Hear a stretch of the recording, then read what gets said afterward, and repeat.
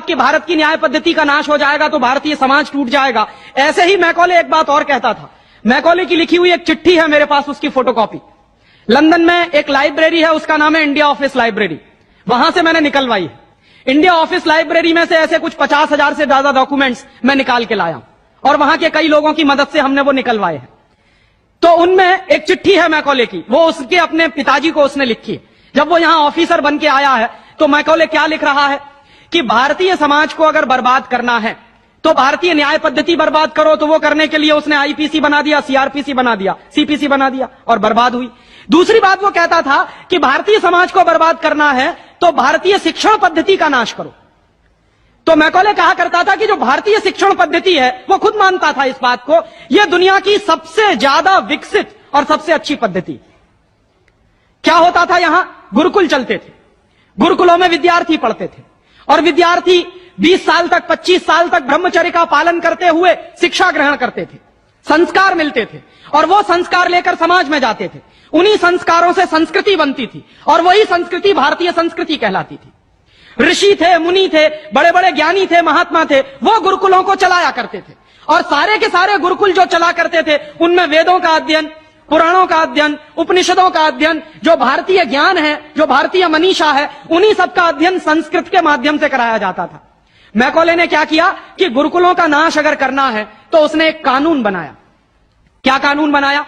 संस्कृत में जितने विद्यालय इस देश में चलते थे, हिंदुस्तान में अंग्रेजों के जमाने में, उन सबको उसने इल्लीगल घोषित किया, गैर कानूनी। और उसने प्रतिबंध लगा दिया कि संस्कृत भाषा के माध्यम से कोई भी गुरुकुल चलेगा उसको अंग्रेजी सरकार मान्यता नहीं देगी। तो मान्यता किसको देगी? अंग्रेजी के माध्यम से जो कॉन्वेंट स्कूल चलेंगे उनको अंग्रेजी सरकार मान्यता देगी। और उसके लिए बाकायदा उसने कानून बनाया। उस कानून का नाम है इंडियन एजुकेशन एक्ट। और यह इंडियन एजुकेशन एक्ट लागू हुआ 1858 में, आज से लगभग 140 साल पहले। तो 140 साल पहले जो कानून लागू हुआ था अंग्रेजों के जमाने में, वही कानून आज भी चल रहा है। उस कानून के आधार पर मैकॉले ने क्या किया? संस्कृत के माध्यम से चलने वाले गुरुकुलों को बर्बाद कर दिया, कानून बना के उनको बंद करा दिया। जो उनमें अध्यापक होते थे, गुरु होते थे, उनको मार पीट कर अंग्रेजी सरकार जेल में बंद करती थी। जो विद्यार्थी अध्ययन के लिए जाते थे उनको रोक दिया जाता था, उनका अध्ययन ना होने पाए उसके लिए समस्याएं खड़ी की जाती थी। और दूसरी तरफ कॉन्वेंट स्कूल चालू कर दिए और उसमें अंग्रेजी के माध्यम से शिक्षण देना शुरू किया। एक दिन उसने अपने बाप को चिट्ठी लिखी और इस चिट्ठी में उसने ये लिखा कि मैंने हिंदुस्तान में एक ऐसी शिक्षण पद्धति पैदा कर दी है जिसमें अगर हिंदुस्तानी विद्यार्थी पढ़ेंगे तो पढ़कर निकलने के बाद वो शरीर से हिंदुस्तानी होंगे, दिमाग से सब अंग्रेज हो जाएंगे। वो देख रहे हैं, अभी देख रहे हैं। तो शरीर से हिंदुस्तानी और दिमाग से अंग्रेज।